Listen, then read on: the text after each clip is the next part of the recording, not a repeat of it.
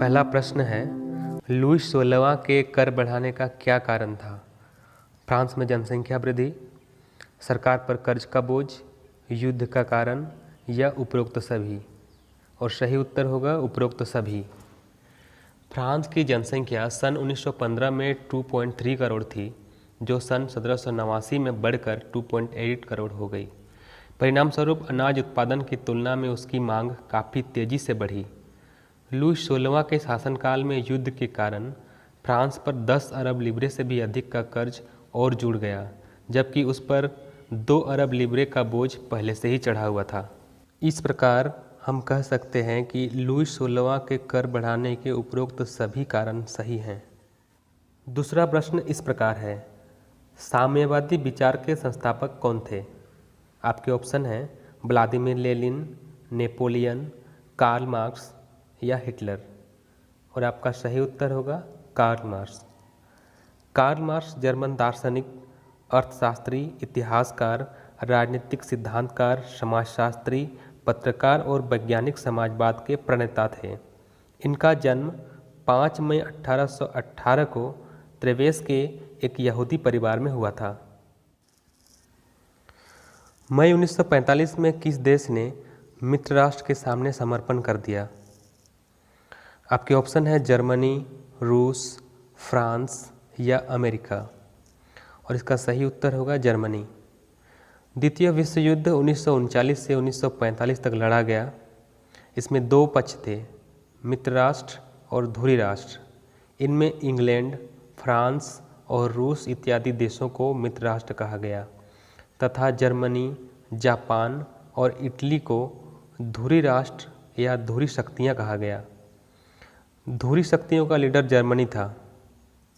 रूस से हार जाने के बाद 1945 में जर्मनी ने मित्र राष्ट्र के सामने आत्मसमर्पण कर दिया और इस प्रकार जर्मनी के आत्मसमर्पण के साथ ही द्वितीय विश्व युद्ध का अंत हो गया। प्रश्न संख्या 4 इस प्रकार है, हिटलर अपने राज्य के नागरिकों में से किसे सबसे महत्वपूर्ण नागरिक मानता था? आपके ऑप्शन हैं पिता, माता, भाई या बहन। और सही उत्तर होगा माता। हिटलर चाहता था सभी माताएं अच्छे जर्मन नस्ल के बच्चे को जन्म दें और इसलिए हिटलर सभी माताओं को अच्छे नागरिक मानता था। अगला प्रश्न है, ड्यूमा किस देश की संसद का नाम था? और इसके ऑप्शन है जापान, ब्रिटेन, जर्मनी या रूस। और इसका सही उत्तर होगा रूस। रूस की संसद का नाम ड्यूमा था और इस ड्यूमा को जार वंश के शासकों ने स्थापित किया था। प्रश्न संख्या 6 इस प्रकार है, दक्षिण पूर्व एशिया में झूम या घुमंतू खेती को किस नाम से जाना जाता है? लादिंग, मिल्पा, तावी या चेना। और आपका सही उत्तर है लादिंग। दक्षिण पूर्व एशिया में खेतीबाड़ी करने का एक चलन है। जंगलों को पहले साफ किया जाता है और उन्हें सुखाकर आग लगा दी जाती है और इस प्रकार उस तैयार राख को खाद के रूप में प्रयोग किया जाता है और वहाँ पर खेतीबाड़ी की जाती है और इस प्रकार इस प्रक्रिया को हर साल एक नई जगह पर दोहराया जाता है। इसे ही झूम या घुमंतू खेती कहा जाता है। प्रश्न है, हिमाचल प्रदेश में चरवाहे समुदाय को किस नाम से जाना जाता है? ऑप्शन है धनगर, गोल्ला, मसाई या गद्दी। और इसका सही उत्तर है गद्दी। हिमाचल प्रदेश में चरवाहे समुदाय को गद्दी नाम से जाना जाता है। वर्तमान में गद्दी भारत के हिमाचल प्रदेश में जाति विहीन घुमंतू चरवाहों में से एक समुदाय है। सांबरू नेशनल पार्क किस देश में स्थित है? केन्या, तंजानिया, नेपाल या भारत। और आपका सही उत्तर है केन्या। मध्य अफ्रीकी देश केन्या में सांबरू नेशनल पार्क स्थित है, जबकि तंजानिया में सेरेंगेटी पार्क स्थित है। यहाँ पर वन्य जीवन जैसे पेड़ पौधे और जीव जंतुओं को संरक्षित किया गया है। यहाँ के वन्य जीवन के दृश्य अक्सर हम लोग डिस्कवरी चैनल पर देखा करते हैं। कृषि क्रांति सबसे पहले किस देश में हुई? भारत, जापान, इंग्लैंड या अमेरिका। और आपका सही उत्तर है इंग्लैंड। इंग्लैंड में औद्योगिक क्रांति से पूर्व कृषि क्रांति हुई थी। इंग्लैंड की इस कृषि आधारित व्यवस्था ने उसे दुनिया का पहला देश बनाया था जहां अकाल से मौत नहीं हुआ करती थी। आईसीसी का मुख्यालय कहाँ स्थित है? आपके ऑप्शन है दुबई, पाकिस्तान, भारत या बांग्लादेश, और इसका सही उत्तर है दुबई। आईसीसी संगठन क्रिकेट के प्रमुख अंतर्राष्ट्रीय टूर्नामेंट खासकर आईसीसी क्रिकेट विश्व कप का आयोजन करता है। यह टेस्ट मैच, एक दिवसीय अंतर्राष्ट्रीय मैच और 2020 अंतर्राष्ट्रीय मैचों में अंपायरों और रेफरियों की नियुक्ति भी करता है। प्रश्न संख्या 11 इस प्रकार है। अंग्रेज जब पहल व्यापार करने भारत आए तो हिंदुस्तानी वस्त्र के रूप में किस प्रकार के वस्त्र की जबरदस्त मांग पूरी दुनिया में थी? रेशमी वस्त्र, सूती वस्त्र, खादी वस्त्र या इनमें से सभी? और आपका सही उत्तर है सूती वस्त्र। औपनिवेशिक काल में सूती वस्त्र उद्योग भारत का एक प्रमुख कुटीर उद्योग था, परंतु अंग्रेजों ने बड़ी ही कुशलता से भारतीय कुटीर उद्योग का विनाश किया और भारत से कच्चे सामान इंग्लैंड ले जाकर वहां से तैयार मालों को भारत में खपत करना शुरू किया। परिधान से संबंधित समझौता कानून किस देश में लागू किया गया था? अमेरिका, रूस, फ्रांस या ब्रिटेन? और इसका सही उत्तर होगा फ्रांस।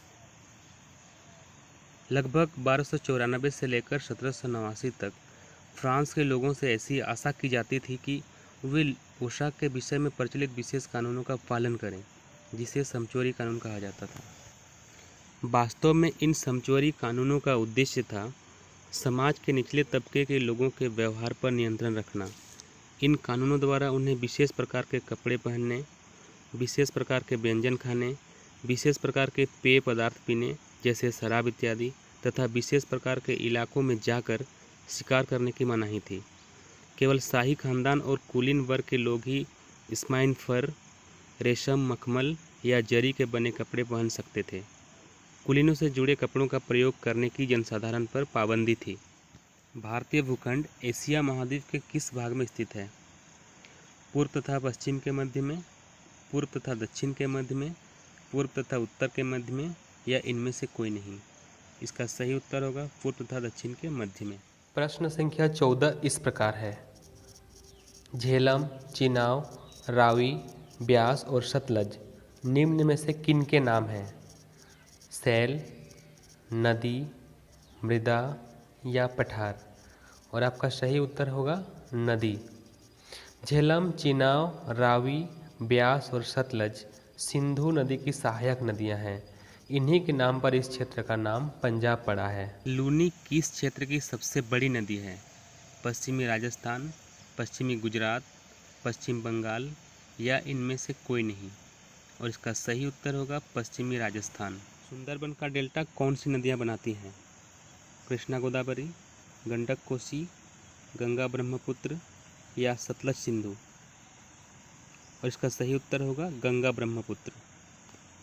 गंगा ब्रह्मपुत्र नदियां सुंदरबन का डेल्टा का निर्माण करती हैं। यह डेल्टा मैंग्रोव वनों के लिए प्रसिद्ध है। इन जंगलों में विश्व प्रसिद्ध रॉयल बंगाल टाइगर पाया जाता है। मार्च से मई तक भारत में कौन सी ऋतु पाई जाती है? वर्षा ऋतु, ग्रीष्म ऋतु, बसंत ऋतु या शरद ऋतु? और आपका सही उत्तर है ग्रीष्म ऋतु। मानसून वे पवनें हैं जो समय समय पर अपनी दिशा पूर्णतया बदल लेती हैं। इसी के परिणाम स्वरूप ऋतुओं का चक्र बदलता रहता है। अतः मानसूनी विभिन्नता के आधार पर वर्ष को इन्हीं 4 ऋतुओं में बांटा गया है। ज़्यादा वर्षा वाले क्षेत्रों में कम वर्षा वाले क्षेत्रों की तुलना में किस प्रकार के वन पाए जाते हैं? सघन वन, सदाबहार वन, पर्णपाती वन या कांटेदार वन? और आपका सही उत्तर है सघन वन। वनस्पति और जीव जगत की विपुल विविधता के जिम्मेदार घटक होते हैं तापमान, सूर्य का प्रकाश, वृष्टि, मिट्टी और भू आकारिकी।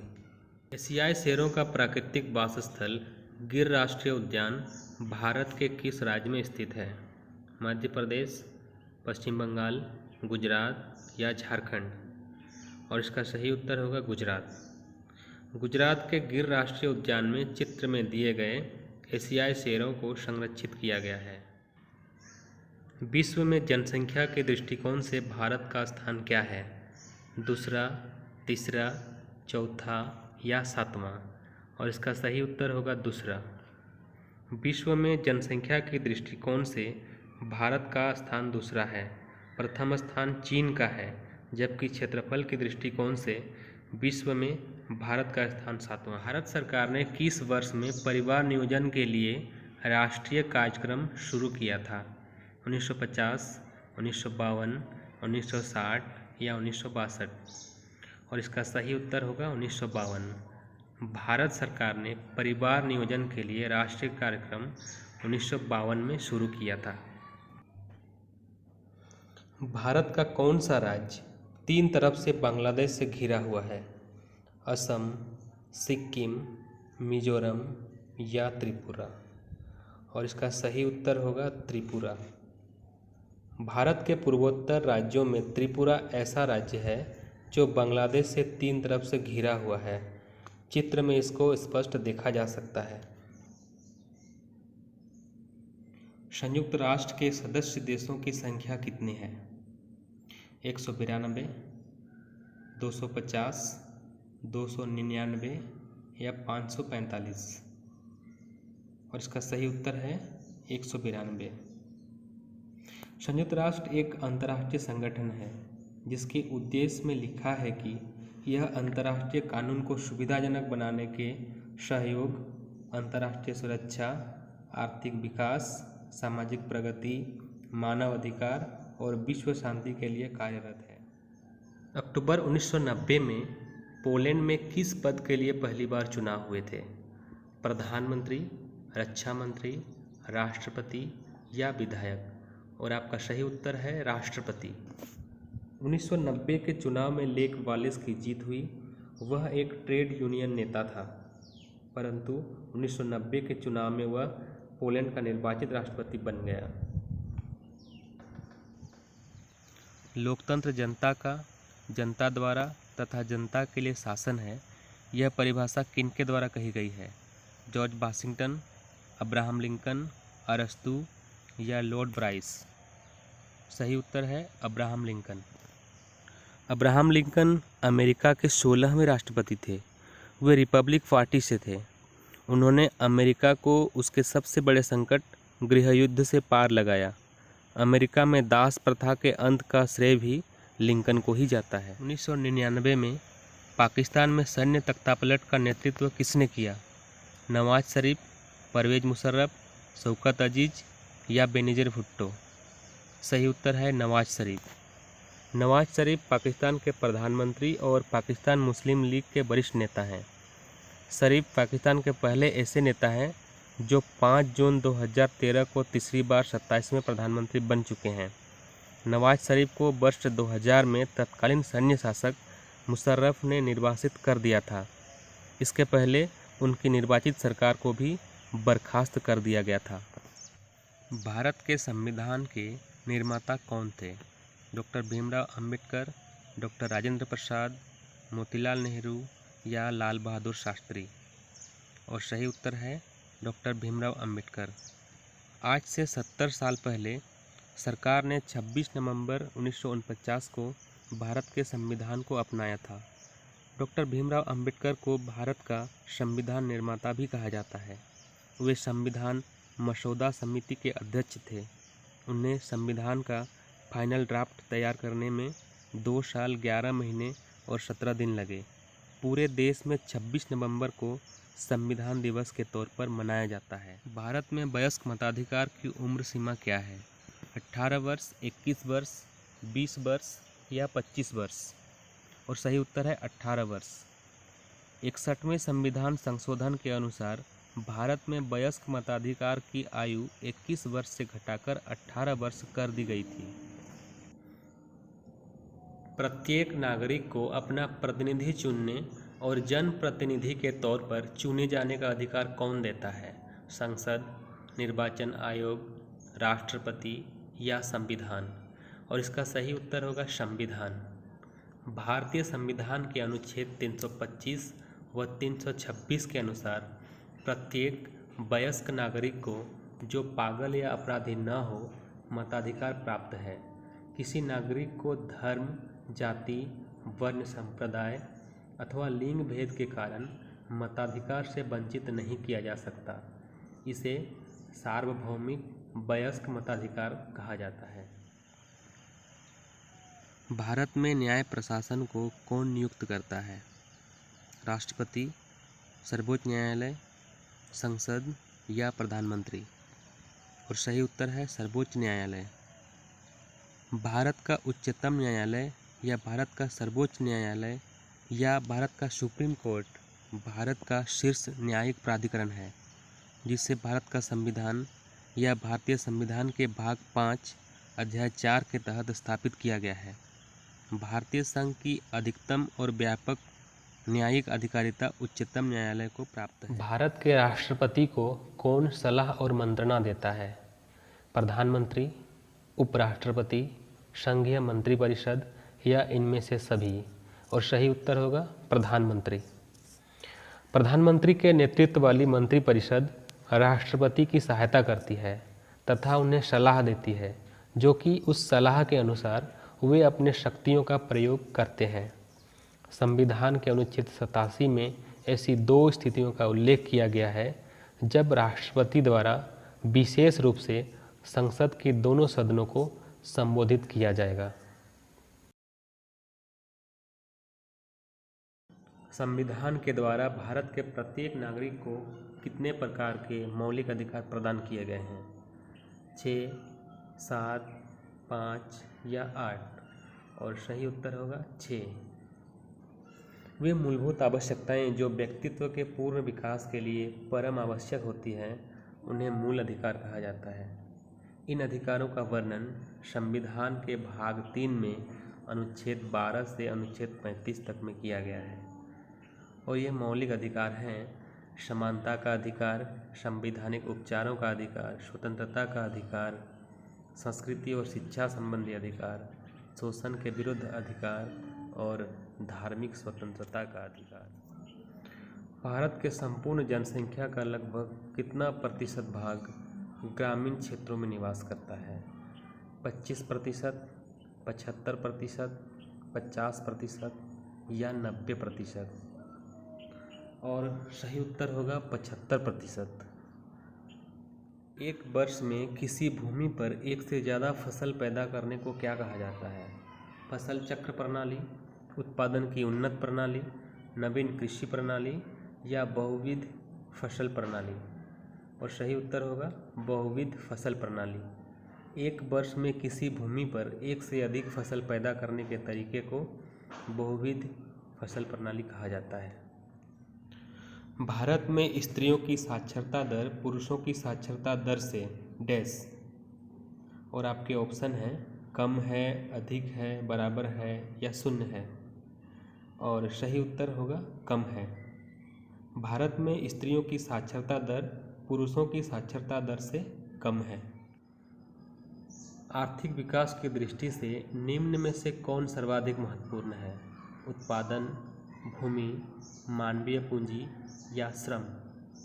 और सही उत्तर होगा मानवीय पूंजी। उद्यमता के रूप में एक चौथी आवश्यकता भी होती है, वह है मानवीय पूंजी, क्योंकि हमें उत्पादन करने के लिए भूमि, श्रम और भौतिक पूंजी को एक साथ करने योग्य बनाने के लिए ज्ञान और उद्यम की आवश्यकता पड़ती है। सिंचाई और हरित क्रांति के प्रसार से किस क्षेत्र में रोजगार के अनेक अवसर सृजित हुए हैं? कृषि, उद्योग, शिक्षा या स्वास्थ्य? और सही उत्तर होगा कृषि। हरित क्रांति के बाद कृषि में नवीन मशीनों जैसे ट्रैक्टर, हार्वेस्टर, ट्यूबवेल, पंप आदि का प्रयोग किया जाने लगा। इस प्रकार तकनीकी के प्रयोग से कृषि का स्तर बढ़ा तथा कम समय और श्रम में अधिक उत्पादन संभव हुआ। हरित क्रांति तथा मशीनीकरण से उत्पादन में हुई बढ़ोतरी के कारण ग्रामीण क्षेत्रों में रोजगार के नए अवसर विकसित हुए। भारत में किस प्रधानमंत्री के द्वारा 1968 में गेहूं क्रांति शीर्षक से एक विशेष डाक टिकट जारी किया गया था? मोरारजी देसाई, राजीव गांधी, इंदिरा गांधी, या लाल बहादुर शास्त्री? और सही उत्तर होगा इंदिरा गांधी। 1968 में प्रधानमंत्री इंदिरा गांधी के कार्यकाल में गेहूं क्रांति शीर्षक से एक डाक टिकट जारी किया गया था। खाद्य सुरक्षा का क्या अभिप्राय है? खाद्यान्न तक लोगों की पहुंच, खाद्यान्न की उपलब्धता, खाद्यान्न क्रय करने की क्षमता या इनमें से सभी? और सही उत्तर होगा इनमें से सभी। खाद्य सुरक्षा से अभिप्राय हर समय सब व्यक्तियों को खाद्यान्न उपलब्ध हो, खाद्यान्न उनकी पहुंच में हो तथा वे खाद्यान्न को खरीदने में समर्थ हो, उसे ही खाद्य सुरक्षा कहा जाता है। अकाल के दौरान बड़े पैमाने पर क्या होता है? बच्चों का जन्म होता है, लोगों का विवाह होता है, अधिक वर्षा होती है या अधिक लोगों की मृत्यु होती है? और सही उत्तर होगा अधिक लोगों की मृत्यु होती है। जब किसी क्षेत्र में लंबे समय तक वर्षा कम होती है या नहीं होती है तो इसे सूखा या अकाल कहा जाता है। इस घटना के साथ ही या बाद में आमतौर पर क्षेत्रीय कुपोषण, भूखमरी, महामारी और मृत्यु दर में वृद्धि हो जाती है।